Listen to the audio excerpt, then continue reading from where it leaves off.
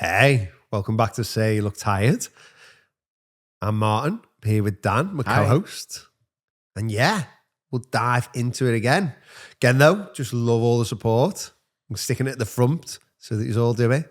Stop the podcast now, unless you're driving, and stick 5 stars. Boosts us up, helps us massively.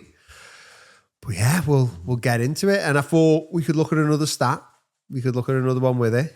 And this one I think's interesting. We talked about it a little bit before, but 45% of education staff reported experiencing symptoms of anxiety in the past year.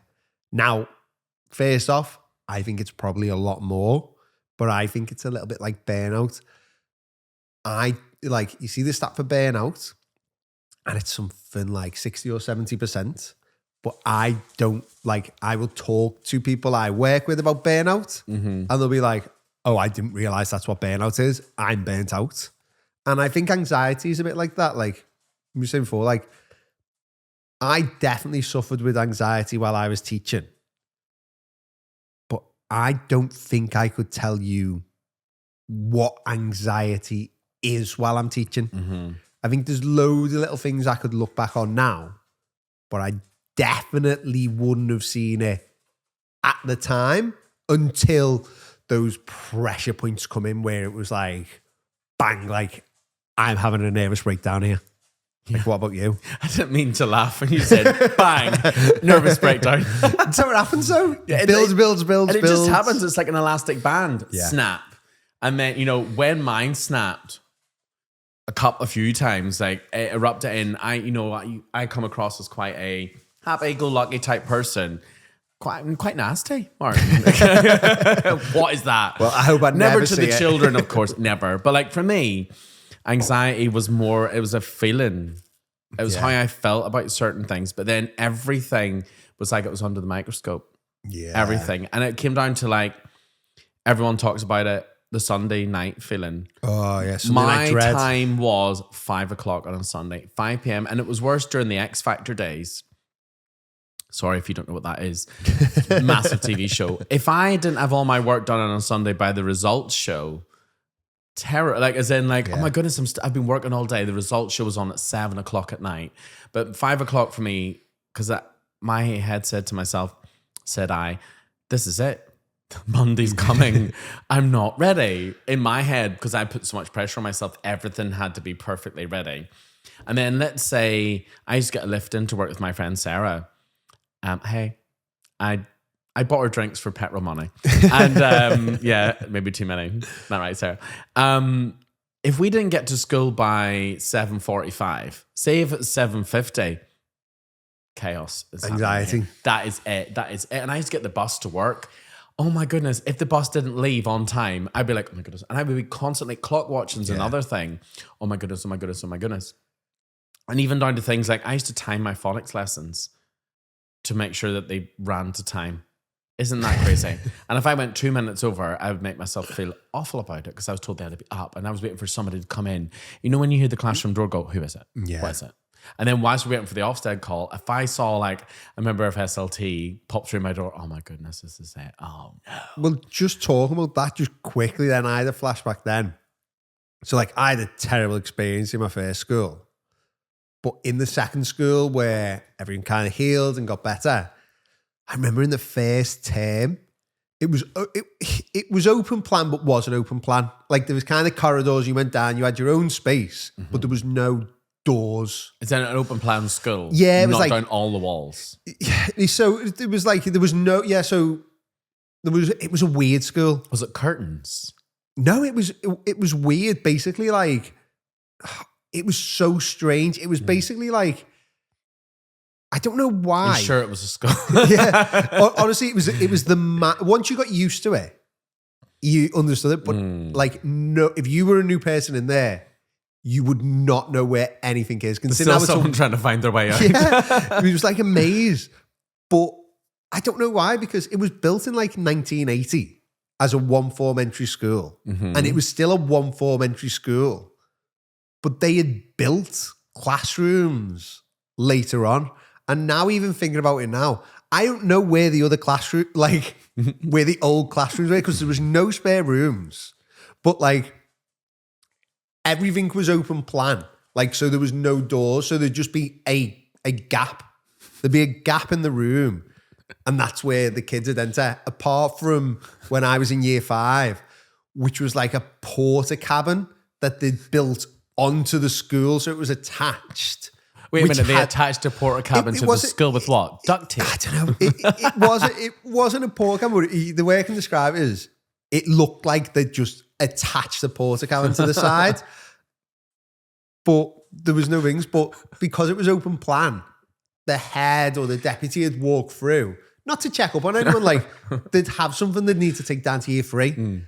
And I used to freeze whatever I was doing in the class.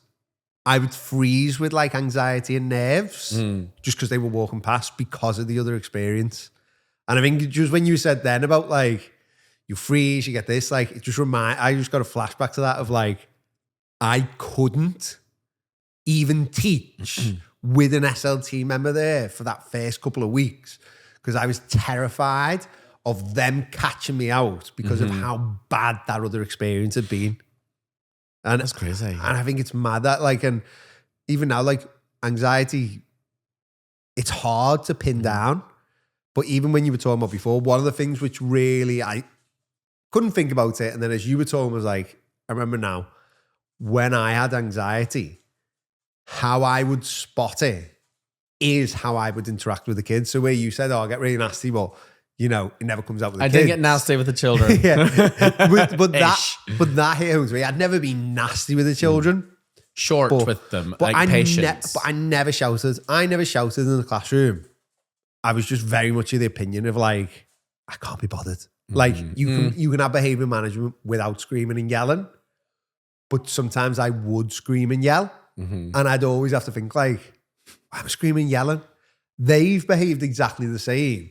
It was just irritating me more because I was so anxious. Yeah. And again, it's probably linked to everything, isn't it? Like the more we are focusing on like our mental health and our well-being, the better time the kids are going to have because you're not sharp with them. You're not short with them. You're not snapping at them. And it gives them that nice steady flow. Now, it wouldn't happen loads, but I would always recognize like, oh, why have I just done that? Because in the moment, you do just lose it, even very slightly. I think that's a big one, isn't it? Yeah, when I was burnt out, when I was really badly burnt out, everything made me anxious. Absolutely everything. And when we were saying there, I was never a shouty teacher. I can get loud. Yeah. I would never be. I've seen vicious teachers. I've seen vicious. I've seen people rip pages out of children's books. Do that again. And I think with my Northern Irish accent, it can sound harsh sometimes. Or it can sound jokey and fun. But whenever I was feeling anxious and I had to tell a child off, I would be, you're doing it in the minute, in that moment. I feel really bad about it. Like, what do you think you're doing? How dare you? I'm realizing I'm putting it on a bit strong, and I felt awful. But you know what? About it does go on afterwards. stronger, I'd say, when you're anxious, when you're worried. It goes on stronger then because it just naturally comes out, doesn't what it? your accent does. I'd say everyone's. Yeah. Surely when you are annoyed with the kids, you must have noticed that your accent was coming out more. I sound like my mum. I sound like, and I'm like, what? Because my mom's from Belfast, and she's got a very, she pronounces words very clearly when she's annoyed with me. So I'm like, I'm telling your mother. What's your mother going to say? And but there was no fault of them. Like, so things like, say, for example, I'm feeling really stressed and anxious during a lesson, a phonics lesson, because, the classrooms all had to be spick and span and tidy. Yeah. So I used to have these phonics packs where the children would have one between two whiteboards, 2 pens. This sounds luxury. 2 whiteboards, 2 pens that worked. Oh my goodness. Have you ever experienced the death of a whiteboard pen during a lesson? My pen doesn't work. Okay, that's fine. I've got a spare. Mine doesn't work. And I'm like, what? So many. And then I get the pen and I test out. They're lying.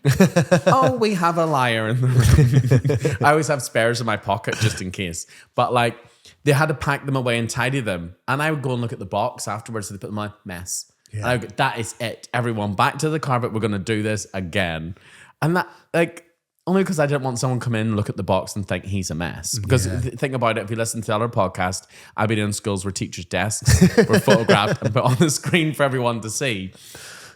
And like everything I don't have OCD, but I like things nice and neat and tidy. Yeah. And say, for example, this is going to sound so silly, but someone out there will identify with me. In early years, you've got like different pots for pens and pencils, and you probably have that on up the school as well. Yeah. During tidy up time, and they're all sitting down all gleeful on the carpet. When I was feeling anxious about what the judgment of a learning walk, or say, for example, if I saw that it was felt tips in the colouring in pencil pot, I'd be like, oh, that's it. Yeah. That's it. The whole lesson's ruined. I spent a whole week worrying about this because you couldn't put the felt tips away properly. It's ruined for me because I've had been on a learning walk where a colleague has been told off because the books were like the Leaning Tower of Pisa. And I'm like, but that feeds into my view of, it shaped my view at that point of how I thought I was being judged, where you feel like you're always under the microscope, even down to how I speak and how I say things. And it became, I micromanaged myself so much during the day that I felt like I was constantly like this, constantly stressed out, constantly feeling it here and here. And when the children left, I was like, oh my God, I was that dizzy. You call it the after school haze. Yeah. Where am I? What day is I just it? need to be in how do people dark room, a dark room, cold flannel? But how do people pick themselves up? Like, you've done a day's work, and now it's time for more. And you're like, that's when I would reach for the snacks. Yeah. Do you know there's a craze right now on TikTok for teachers sharing the snack drawer? And we've talked about this before, I think last year, skinny whips. Just because they're 89 calories does not mean you can have all 5. Do you know what though? I think fair play to anyone that's got one. I couldn't have had one because I would just nail them all. I'd just have all of them in one sitting. What would you have in your snack drawer? What would be your 5 things? I don't know. Do you know what? Pepsi Cherry Max, easily. Of course. But what would be the other ones? I would have. You know, would you have crisps? No, I'm not. No, I don't like getting my hands dirty. Yeah. I'd probably grease. You get grease on the books and get in trouble. Yeah. Mine's always like chocolates and jellies. But do you know what? I don't know whether you're the same because like we've both put on weight in the past, like and stuff like that. I'm glad you said in the past. Like, excuse me. To me, I'll go through. I won't have like a set thing like, oh, I love that. But one chocolate bar doesn't do it for me. No. Like I would rather, even when I was like at the very start, when I was on like a journey, I'd figured out like, okay, in my calories, I can have a chocolate bar a day. So I wouldn't have a chocolate bar a day. I would bank those calories for like a week, sometimes 2. And then have like 7 to 14 chocolate bars that night. 7 to 14 chocolate bars. Just in one go. Are we talking like the normal size? Yeah, not like... Not the big one. Or like, work out. What bar are we talking? Oh, different ones. Whisper, like anything as long as it was Cadbury's. Oh. But it has to be Cadbury's. That's it. Like one wouldn't do it for me. So again, with that snack drawer, wouldn't appeal to me because I wouldn't want one. I would be like, oh, I don't really want them. But then I would get super stressed or anxious and I would nail them all in one go. And to me, that's like, oh, well, don't have them. Like, I didn't have a snack drawer. I had the shop round the corner. Yeah. That was mine. And because it was there and I was feeling so anxious, I felt like I'm going to go on a walk. I'm going to go escape for today. Oh, no, not the day for lunch. And I had never planned at that point because I had no time to plan lunch and I went to the shop. So mine was like flapjack. You know those like oaty flapjack things with a layer of caramel like on top. 1,000 calories and not even like that nice. My mouth's, I've not had one in ages and my mouth is watering. Big Dan loved those. So I had that and had a Galaxy caramel always. Packet of crisps, McCoy's cheese and onion. And then like the worst sandwiches ever from the corner shop. They call it chicken tikka, but the bread was basically orange. Then there's like maybe 2 bits of chicken in there and the bread tastes like, I think in some of these shops that they turn the fridges off overnight and turn them on because the bread was wet. But because I'm anxious about getting back on time. I'm anxious about getting in and making sure the classroom's ready. And like, so when I taught year 1, you would go from doing English to then have to go do maths and you had 5 minutes to get everything out. And if there wasn't enough counters in the pots, then, the maths lesson's ruined. And I don't know about you, but I was always told back in the day that lesson observation should be a showpiece. I was told, and if you say that to someone like me, then I always had to outdo myself. And I remember my friend saying to me one day, "You've become a caricature of yourself," because I was that anxious of not getting anything less than outstanding. And especially where you were, like down in early years, to show anyway. I was teaching mainly year 5. It's a show, everyone. Like, you can get away with it. They don't want like singing and dancing as much there, but yours is like, it would not be out of place for you to dress up just for a random lesson. Do you know what I mean? And, but yeah, I think that's the thing, isn't it? Lesson observations, everything in teaching which makes anxiety doesn't actually even serve anything a lot of the time. Like, people have shown lesson observations don't work. Like, there's no point because it doesn't give a full idea. Book scrutinies are pointless because everyone shows every study that marking just has no impact. No impact. None of it. So we're going to scrutinize you on how well you're feeding your back, even though it doesn't work. Do you know, there's all these things, they all cause anxiety. And I think sometimes it's just about, as a teacher, like recognizing it and then going, okay, what can I do? Like, what would you say are the big things for you for getting rid of anxiety? Like, how did you have it? How did you get rid of it? And what would you put in place? Say you were to, like, we would go, right, Dan, next year, in this next school year, you're starting back in the school. How would you protect yourself so you didn't get as much anxiety? We're all going to get some. You're forward facing in front of 30 children. You're down there in early years, going to be a couple of staff. How would you get rid of that anxiety? For me, the first word that came into my head was planning. Not planning for lessons. Now, for me, and habit stacking things, the big change for me was get myself ready for the week ahead before it actually happened. Even down to simple things like, this is so simple, clothes for the week to teach, teaching clothes. I had them all on a hanger. It took 10 minutes, which meant that was a worry I did not have to deal with. I had something called, I got rid of a to-do list. There was the waiting list of things. And then I made a can-do list, which was basically just a timetable. And I blocked off times when I'm leaving at 4:30, but if I want to do that, then this and this and this is going to happen. I delegated tasks. So I looked at my plan for the week. And the day before, my TA and I would get stuff ready for the day coming up, which meant that I could leave and not have to think about, oh, I've not done that. And if I hadn't had something ready, I would always say, is the world going to fall apart?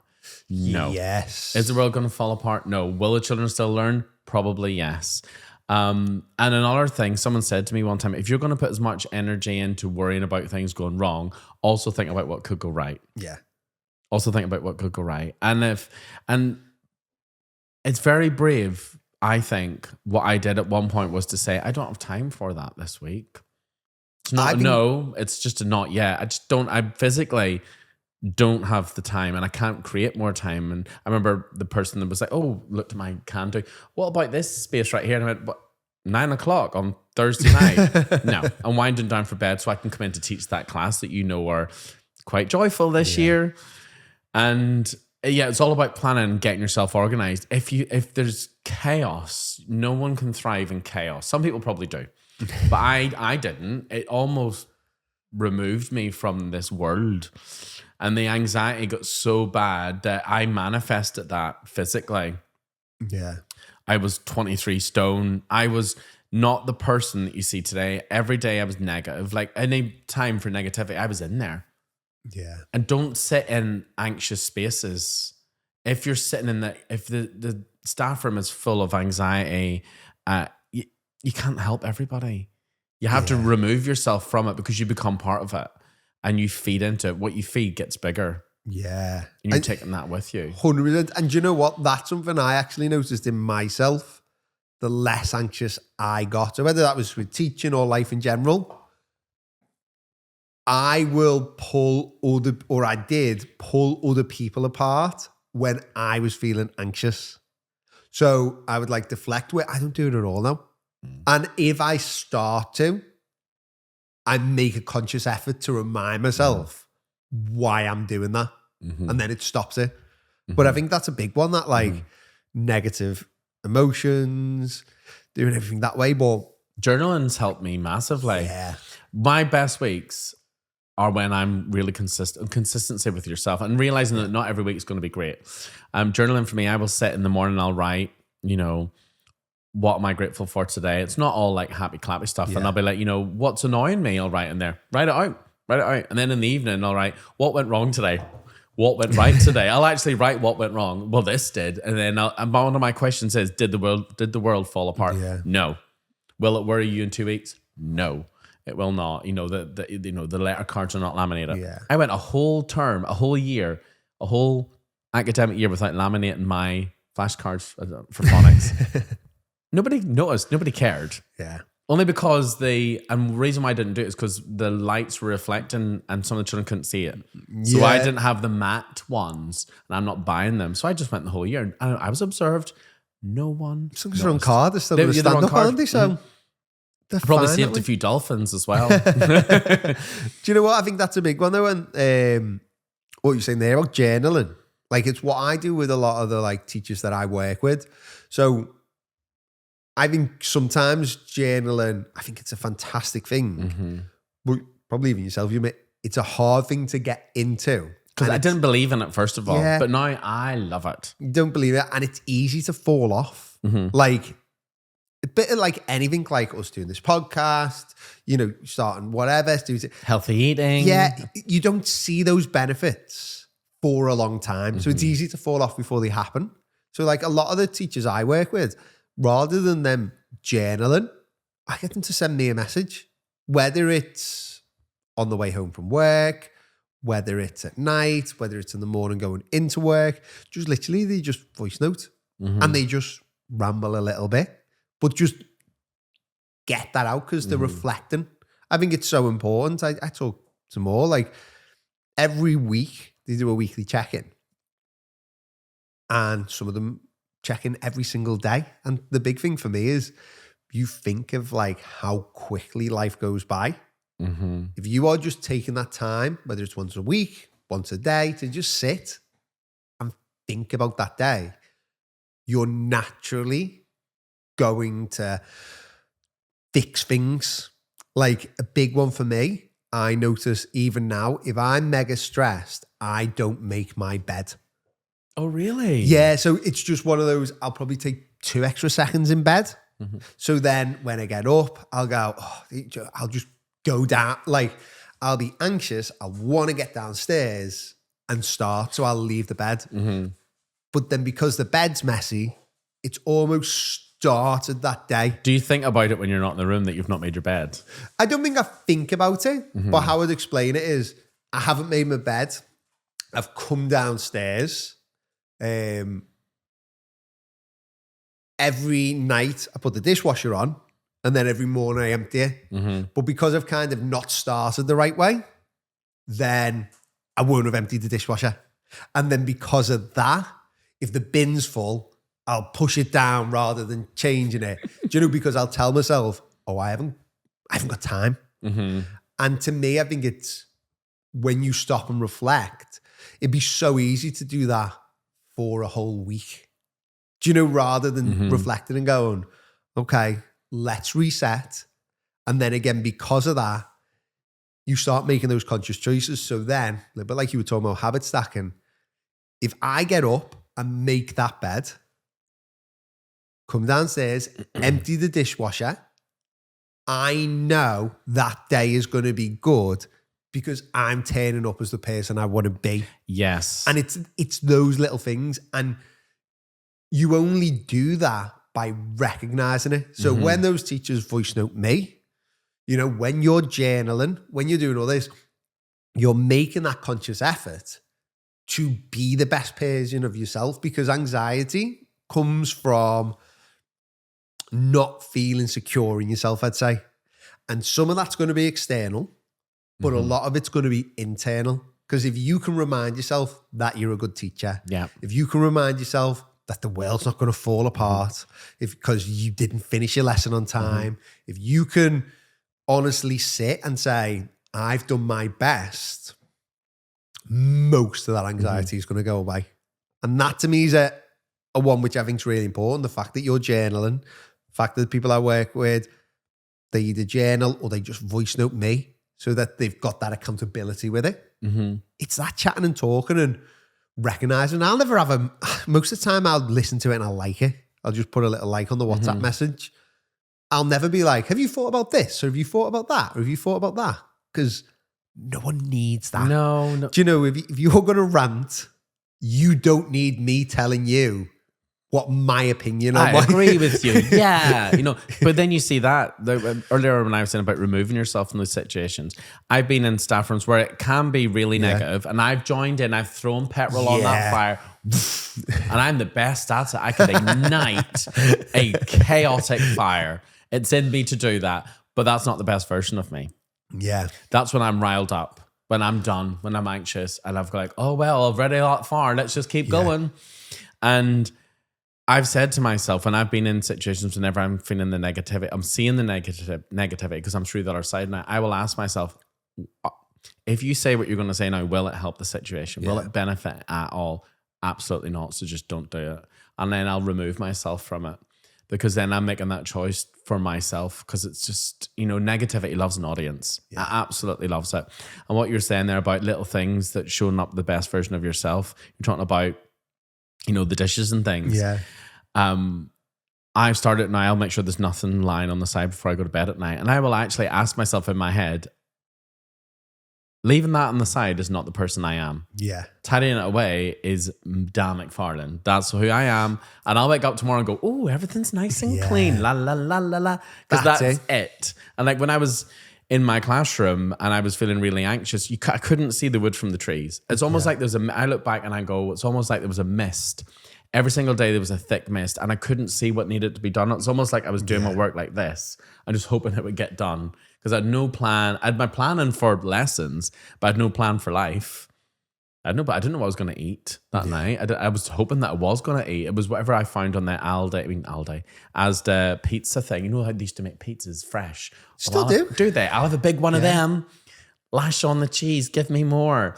And then, but I did, because none of that was planned. And then I was anxious because I was eating the food that wasn't good for me. Yeah. That's another thing that come on to. And then like anxious, like say if we had like a, the school diary.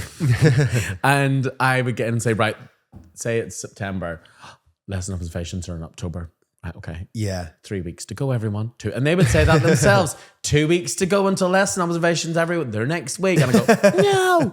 And then like the night before, I'm like, oh my goodness, oh my goodness, oh my god. And then because they're a showpiece, there was that many intricate bits in it that it was like rehearsing for a show. And it was ridiculous. Like you say about dressing up, I came in one day dressed as an astronaut. Okay. And we had early years people will get it. And basically, it was an amazing lesson when I look back now, but I could have done it a lot simpler. Yeah. Basically, we had read this book called Aliens Love Underpants. And the maths lesson, all they had to do was measure using cubes. And you come in full. I come in dressed as an astronaut saying, today's the special mission.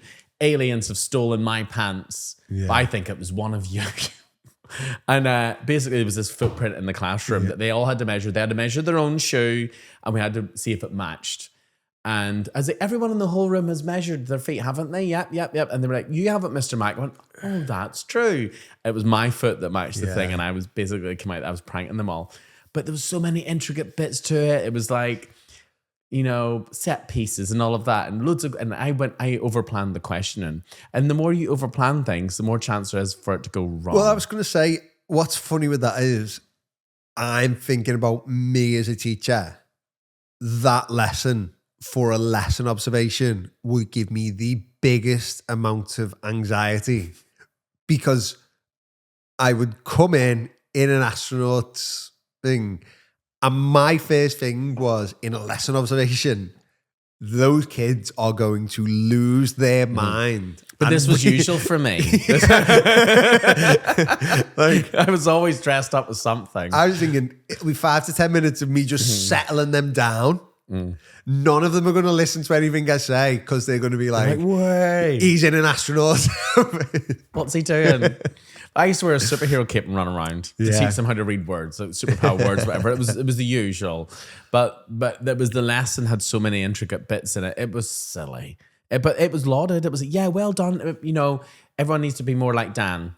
Yeah. Which one of my really close friends and I had a bit of a disagreement about. Now I can look back and see why. It was ridiculous. And then that's whenever perfection creeps in. Yeah. And there's no such thing as that at all. And then that's what caused me anxiety as well. Perfection. And then even things like, if I didn't have jobs for my TA to do, it caused me anxiety that I've asked them to do something silly. Do you know what? I didn't have a TA for the first 2 years. And the third year I had a TA. And for the first term, I think she hated it because she wanted, like... Just get stuck in. She wanted to get stuck in. But she'd be like, what do you need me to do? And I'd be like, nothing. Oh, like, no. I just didn't know what a TA... I think that's another one. I think there's so much in schools that you're not trained on. Like, how to delegate to TA and actually it be in a nice way. I've seen it being done in the wrong way and I've never done that. That's what a learning experience for me, with such disrespect. But also to delegate jobs in a nice way, but also stuff that's going to be impactful. Yeah. Well, to me, it was even just like, I'd had 2 years of doing everything in the classroom. So I'd get in the morning, my routine was to get this ready, get that ready, get this ready, do all this. I didn't really think about it. After that, I'd kind of be like, okay, let me think about it. But for the first, I'd say half-term term that I had a TA, it was kind of like, oh yeah, there's someone else in this room with me. Like, what do you want me to do? I don't know. Sit with them, eh?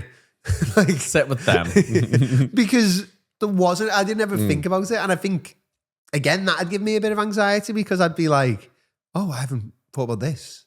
I think it's part of it's proper training, but I think when you link back, it is just everything with anxiety with teaching is just making sure that you're setting up yourself right, isn't it? You know, as you were talking about making sure you've got all your clothes ready for school, packing everything. Even when you're talking about eating the right things. I love a meal prep. I open the fridge and I look at it on a Sunday and I stand back like it's a work of art. And like, yes. And then my mouth's salivating thinking of the chicken I made this week. It's so good. But then that means that I'm excited to go for my lunch break at school. Yeah. And like the school I'm in at the minute on supply, people are like, oh, look at that. And it's just a little something I threw together. But it's got my veg in there. It's got this, that, and the other, which means I know I'm doing that for me. That's filling my cup again, which means that when I'm in that classroom, so let's say not just this year, for like the past, especially the last 2 years, I've been in a really good spot. Yeah. Where I felt like, if something does come up, because there is anxiety in every day. I'm not going to make out 100%. That everything's like, skipping through the fields, daisies in hand. Isn't life great? But it's how I react in the storm. No, it's me that's changed. The storm's always there. Yeah. Because education is chaos. It is chaos. And it's me that's how I react to it that's changed. Let's say I just become really anxious about, as a member of SLT, dealing with difficult conversations. Yeah. And I've had members of staff who are fiery as anything because they're stressed, but they don't see it in themselves. But when you're in the bottle, you can't see the label. And I used to react to it in the day where I become just as riled as they are and I would take them on.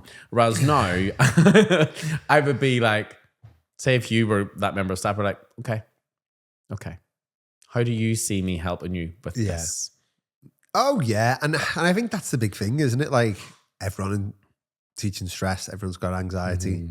I remember once as the head of maths at the time and the deputy head, the deputy didn't like the math scheme that we were on. Didn't like the math scheme that we were on. And he brought it up in the staff meeting. And the head of maths said, I like it. I like it. I think it's useful. And they had like a full-blown argument in the staff meeting in front of everyone about it. Oh, no. And the head said, listen, she's the head of maths. It's a maths thing. We're going with what she picks. And the nephews were like, fine. And 2 weeks later, the head handed a notice to retire. And the deputy took over as acting head. Oh no! And in his first staff meeting, he was a teacher manager. He brought in his maths pack. Like while we were all sitting in the room, he come in a little bit late with it, held it above the bin, dropped it in, sat down, and then just looked at her and went, "I've ordered the maths that I want to do." Oh no! What did the maths lead say? She just went, "Okay." Oh, Like, but I always remember it as like everyone was sitting there. Probably, I was anxious, even though I wasn't even involved in it. Just going, "Oh my god, no!" But that's it. There's so much anxiety in school. I think you've got to look after yourself. Journaling, it's tough to get into, and I'm going to be honest with everyone listening to this. If they haven't done it, you are going to get nothing out of it for ages. Yeah. But one day you're going to go, "Oh, actually, this is really helping me." Because it's about spotting the things, whether it's journaling, whether it's reflecting, it's talking to someone where it is, like I was talking to you. If I don't make my bed, if I don't do that dishwasher, if I don't get a shower the first thing when I get up in the morning, the day is going to be wasted because I'm going to go into a bit of a spiral. Like you, I meal prep. I get everything ready. Everything's good to go that way. I get my clothes ready for the week. Everything's done. Like, it's all about getting rid of, I think, of as much anxiety as you possibly can. And the fact like 45% of teachers have anxiety is massive, because I know everyone has anxiety, but they're talking there about like full-blown like panic attack anxiety. I used to suffer from panic attacks. Sorry if my mom and dad are listening, I never told you, but it was really, really bad. To the point where I couldn't move. I remember sitting on my kitchen floor one time, and I don't know why it was ice. Ice was the only thing that sort of came out. I couldn't breathe. And I was just, I got an ice cube and I just put it in my mouth, and I was like, I think just the shock of it, to try and snap myself out of it. It was just really, it was over silly thing, like really, really silly, like things. I can't even remember what it is now, which says the me now would be like, is it going to worry you in 3 years? Absolutely not. You know, it could have been laminating for all I know. I had it myself, but I don't know about you. Did you know they were panic attacks at the time? Because I wasn't very clued up about it. It was only later on I was like, oh, like that's not normal. Like, no, like I get really worked up over really silly things. And I just remember always having a sore head, and I call it the haze. Yeah. I couldn't see through anything. And then I just couldn't function as a human. There was no fault. I couldn't reply to text messages. I didn't even want to listen to music. Yeah. I was like, I just can't function. Where everything's booming, isn't it? And like, you need everything to just settle. And if you listen to music or you listen to a podcast or whatever, it's almost like echoing, isn't it? Did you used to get that? Yeah. And then the voice in my head was so loud with the anxious thing. Yeah, things. and it'd be like, oh my God, I can't get out of it. Whereas now I would recognize that it's happening, and I would do things like the journaling, or take myself for a walk with no headphones just so I can hear day-to-day things, or I go to sleep. Yeah. And I can actually sleep these days. I didn't. But yeah, that's the thing for me. Like, anxiety is going to be real in teaching. It's going to be tough. I think routines are going to be your best mate. Routines, we both suffered with it. We both got solid routines now. I can't remember that. Maybe it's because we're both out of teaching. Yeah. Even like when I go into supply, I still feel slight anxiety. Say if I've got 10 minutes to find stuff out, but I quite like the drama of it. Someone coming in, they've got 10 minutes to tell me what it is. But I've got very good at just tell me what I need to know. I can teach maths. Yeah. What is it? Right. Good job. This. And then I see the faffery, my new word, around a lot of stuff still when I go out on supply. I'm like, I'm not doing that. Do you know what? You do supply now, though, don't you? Where you'll go to, because you're obviously in demand. Like, you'll go to a school for a while. You won't do like day to day. Well, yeah, a little while. The whole time I've been doing supply. So I started in September. It's now what, May? There's only been 2 weeks where I dotted around. Yeah. Every other time I've been in there for like a long stretch of time, which is quite. Yeah, I'm always booked up. Everyone. But I will say one of my favorite things doing supply, which does give you that kind of like, can give anyone that booster. Like, I can do this. Is when you find a book that can work with reception right the way up to year 6. So you don't go in with anything apart from in your bag, like this book. What was your book? I've had loads. So main one for like the one which always sticks out for me, there's one, year 3 to 6, I'd always use the Iron Giant. But there was a couple, I can't remember the names of them, which I had, where what they were called was no word books. So they were just pictures. There was one about a crayon. I can't remember it. You might have seen it. There was like a series of them. It's not Harold's Purple Crayon. Is it purple? No. This one, too babyish. This one was, well, do you know what? The more baby the book, the better it is for all the years. But this one was, it was just a picture book where it was someone going through their own imagination and they had like a pen which made the doors and they'll go think that through. is Harold's Purple Crayon. Is it? Maybe. Unless someone's got similar, the same idea. But what I liked is like I'd have lessons of them all. And there's nothing better than being on supply, being told, oh, there's no plans, by the way. And you're like, that's all right. You get the book out. And I used to have lessons where there'd never be any marking from this book either. So the kids would have a great time. The behaviour management would be good because the kids were engaged, but there'd be no work afterwards. And it'd always be that thing afterwards of where you're like, oh, this is class. And again, like we're talking about, that would have been very anxious. There was no anxiety with it because I'd planned. Could I think up them lessons on the spot? No.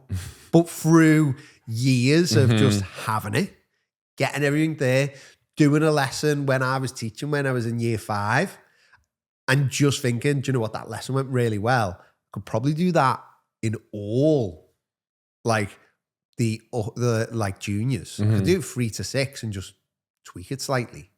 Do you know, one thing for me, it works with maybe not reception, but definitely year 1 right up to year 6. You draw like a balloon shape, you photocopy it, and then you explain to all the children about Vincent van Gogh, and then you just tell them, okay, Vincent van Gogh drew faces, but everything was mismatched everywhere. So you've got to have 2 ears, 2 eyes, a nose and a mouth. And if you want to add hair, you can. But they can't be in the right places. Doesn't matter whether it's year 1 or year 6, they're quiet for an hour. Oh, I love stuff like that. Like drawing and colouring. And I think the more you've got stuff ready that way on supply, the better. It's the same with everything I've got else. like my book and stuff, Pete the Cat, bring him in. And when I go in and I know there's nothing, I'm like, no, that is absolutely fine. I go over, unzip the bag, out comes the bag. I've got I've got props, like, and not connected to the book, just random things. I've got like this teapot and stuff. And we sit around, we chat about what it could be. And then, because in EYFS they go off to provision, then I'll sit with a big sheet of paper and we'll draw who we think owns it. But again, no marking, just pin it up on the side. There we go. There was a supply teacher who used to come into the school where I worked, and he was ridiculously good. I always me. No. You were teaching at the time. It was me. But this fella, he was about 50. I remember chatting to him and he said, oh, I've got no mortgage. I just do this so I've got spends money, stuff like that. But he wouldn't take long-term placements in schools. He wouldn't take a thing. He was just day-to-day supply. But because he'd done it for so long, he was amazing at it. To the point of like, he used to come in with a suitcase and a guitar. Oh, I love this. He had 5 different sets of text for the kids. So he would like bring in his own. So years 4, 5, and 6 had a set text, which if there was no plan, he would use.